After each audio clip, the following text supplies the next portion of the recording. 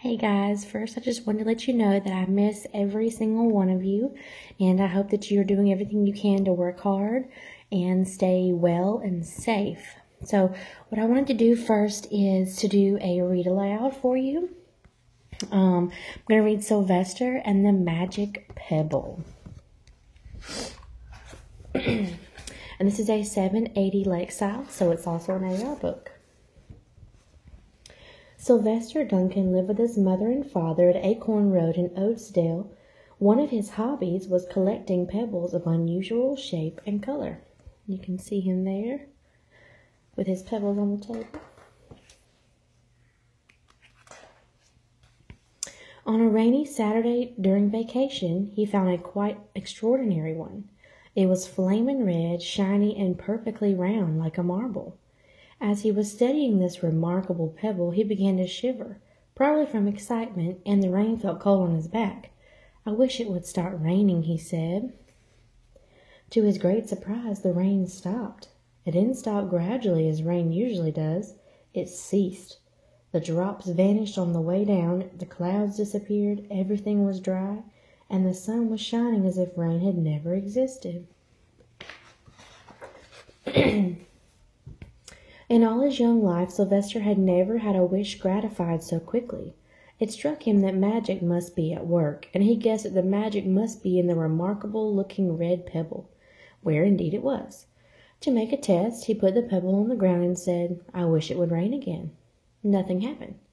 But when he said the same thing holding the pebble in his hoof, the sky turned black, there was lightning and a clap of thunder, and the rain came shooting down. "What a lucky day this is," thought Sylvester.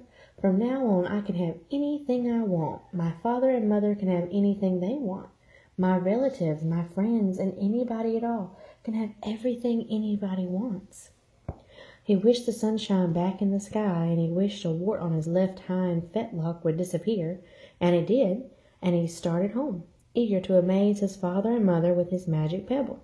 He could hardly wait to see their faces. Maybe they wouldn't even believe him at first.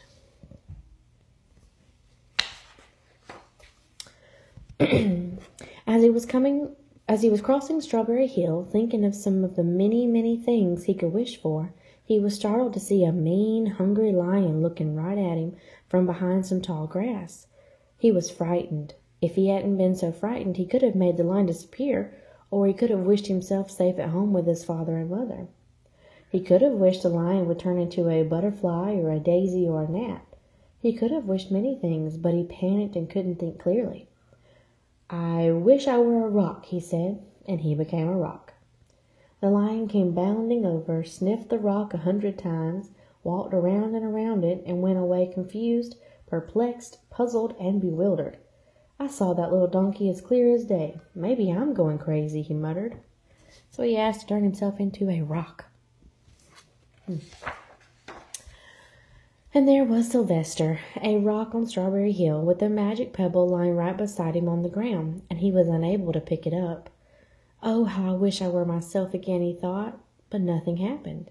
He had to be touching the pebble to make the magic work, but there was nothing he could do about it. His thoughts began to race like mad. He was scared and worried. Being helpless, he felt hopeless. He imagined all the possibilities, and eventually he realized that his only chance of becoming himself again was for someone to find the red pebble and to wish that the rock next to it would turn into a donkey. Someone would surely find the red pebble. It was so bright and shiny, but what on earth would make them wish that a rock were a donkey? The chance was 1 in a billion at best. Sylvester fell asleep. What else could he do? Night came with many stars. You can see him, and there's the little pebble.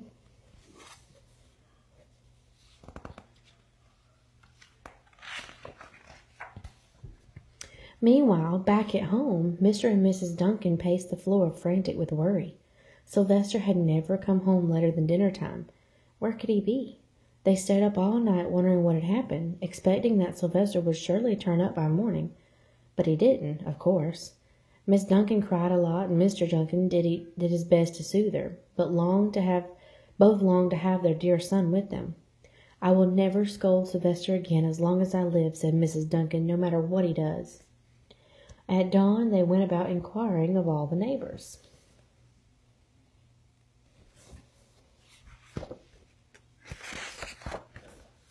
They talked to all the children, the puppies, the kittens, the colts, the piglets. No one had even seen Sylvester since the day before yesterday. They went to the police. The police could not find their child.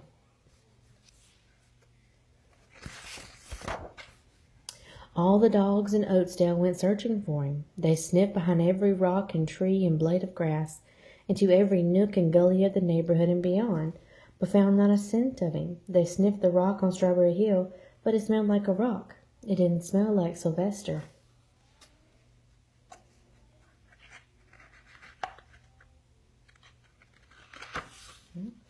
Struggling with the pages. After a month of searching the same places over and over again, and inquiring of the same animals over and over again, Mr. and Mrs. Duncan no longer knew what to do. They concluded that something dreadful must have happened, and that they would probably never see their son again, though all the time he was less than a mile away. They tried their best to be happy, to go about their usual ways, but their usual ways included Sylvester, and they were always reminded of him. They were miserable. Life had no meaning for them anymore. Night followed day, and day followed night over and over again. Sylvester on the hill woke up less and less often. When he was awake, he was only hopeless and unhappy. He felt he would be a rock forever, and he tried to get used to it. He went into an endless sleep. The days grew colder. Fall came with the leaves changing color. Then the leaves fell and the grass bent to the ground. Then it was winter. The winds blew this way and that. It snowed.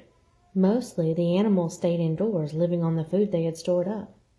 One day a wolf sat on the rock that was Sylvester and howled because he was hungry.